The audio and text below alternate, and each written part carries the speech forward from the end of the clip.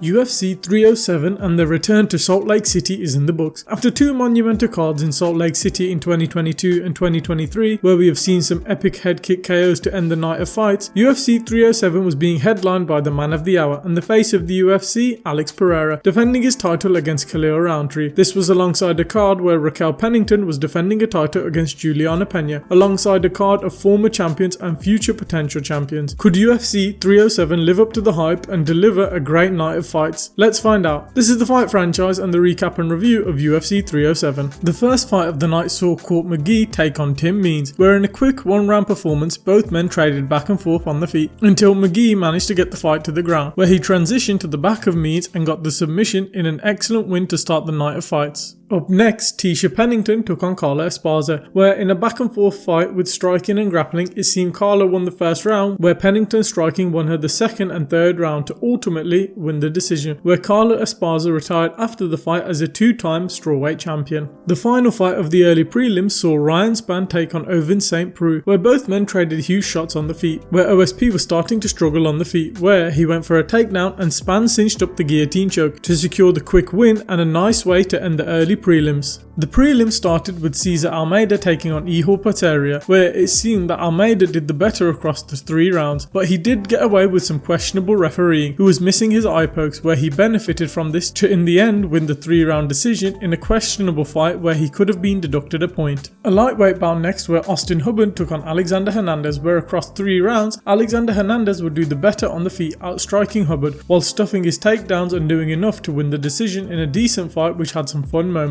Yasmin Lucindo vs Marina Rodriguez was up next, where in a close fight both girls traded on the feet, where Lucindo would try taking the fight to the ground and doing damage there, while Rodriguez tried her best to sustain damage on the feet. The fight went to the judges' scorecard, where Lucindo won the close split decision. The final fight of the prelims was Joaquin Buckley on the best win streak of his career, taking on long-standing veteran of the welterweight division Stephen Wonderboy Thompson, where early on Buckley took down Thompson, who got back up and began outstriking Buckley on the feet, who was landing his own offense in a close round which many gave to Wonderboy. The second round was more back and forth action, in a competitive round which seemingly went Buckley's way, and it was anyone's fight going into the final round, where in the third round, after more back and forth action, Buckley threw a huge leaping right hand which sent Wonderboy crashing to the canvas, and one follow-up shot to secure an epic KO to end some lackluster prelims, and a brilliant call out by Joaquin Buckley after the fight, who wants Kamaru Usman next. The main card started with Kayla Harrison taking on Ketlin Vieira, where Vieira seemed to have the advantage on the feet, but Harrison would clinch and get a takedown and eventually dominated and won the first round. The second round, Harrison improved her striking, landing some big shots, and both ladies trading back and forth, where more clinching initiated by Harrison, who failed to get the takedown, where Vieira punished Harrison with an elbow to bruise Harrison and cut her open. The third round, Harrison dominated with grappling and control on the ground to win the decision and put her in title contention, though it seems she still has some room to improve within MMA. Next up, Roman Dolidze took on Kevin Holland, where both guys started trading on the feet until, catching a kick, Dolidze took the fight to the ground, where Dolidze dominated and pressured on the ground, but as Holland tried to scramble and escape, he was screaming and visibly hurt, where Dolidze flattened him out and landed ground and pound until the end of the first round, where as Holland got back up, he pointed to his rib and went to his corner and informed his team he was injured, where the fight was stopped and Dolidze got the win. Unfortunate for Holland, as we wish him a speedy recovery.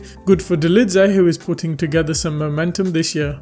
Next up, Jose Aldo took on Mario Batista, where Aldo was looking to right the wrongs of the last time he competed in Salt Lake City, where Aldo was looking to strike on the feet, but Batista was pressuring forward, pressing Aldo against the cage, looking for the takedown and failing, where over 3 rounds with control he would win a decision, which is unlucky for Aldo, who faced the same fate the last time he was in Salt Lake City versus Merab. It looks like onwards and upwards for Batista, and Aldo can maybe get a Legends matchup against Dominic Cruz. The co-main event saw Raquel Pennington defending a title against Juliana Pena, where both ladies had a tentative first round, which was close and could be scored either way. However, myself and many others had it for Raquel Pennington. Round 2 and 3, Juliana, who was struggling on the feet, was able to get the fight to the ground, where she dominated on the ground with control and submission attempts, and short shots on the ground to win round 2 and 3. Round 4, Raquel got back in the fight, outstriking Juliana on the feet, who could get in close, and Pennington would drop Pena with a huge shot where she was comfortable on the feet and would take round 4. Round 5, 5, Pennington did more of the same, where both ladies would strike on the feet, where the fight would go all 5 rounds, where it was read as a split decision to Pena. In a fight many, including myself, thought Pennington retained. Unlucky for Raquel, who most certainly should get a title shot for the belt against the winner of Juliana Pena and Kayla Harrison. The final fight of the night, Alex Pereira was defending his world title against Khalil Roundtree, where both men had a fun striking battle on the feet, where the first round Khalil was looking for huge blitzes to do damage while Alex had a more measured striking approach, where many people gave Khalil the first round. However, I would have given it to Alex. The second round, Khalil stepped up his game and was doing great on the feet, earning Alex's respect, where at one point after a fouled head kick from Alex, Khalil would land a huge punch to stumble Alex and would even follow this shortly after with a head kick to steal round 2. Round 3, Alex would slowly turn up the heat and do great work with his jab and calf kicks and slowly break Khalil down, who was beginning to tire and struggling to manage with the pressure from Pereira, where Alex would take round 3. Round 4, Alex was starting to break Khalil on the feet, landing huge punches, including a jab which stunned Khalil, which was the beginning of the end, where a fatigued and wounded Khalil was being pressured by Alex Pereira, who was landing a huge flurry of punches, where he eventually broke Khalil, who was against the fence, where 2 body shots followed by an uppercut, Khalil crumbled to the ground and the ref stepped in, where Alex secured the brilliant TKO and epic win in the 4th round, where he showed a different side to his game as of recent and battled back from adversity. Credit to Khalil for putting on a show and showing elite toughness, and an excellent win for Alex, who locks his place as fighter of the year. An amazing fight and great way to end the night of fights.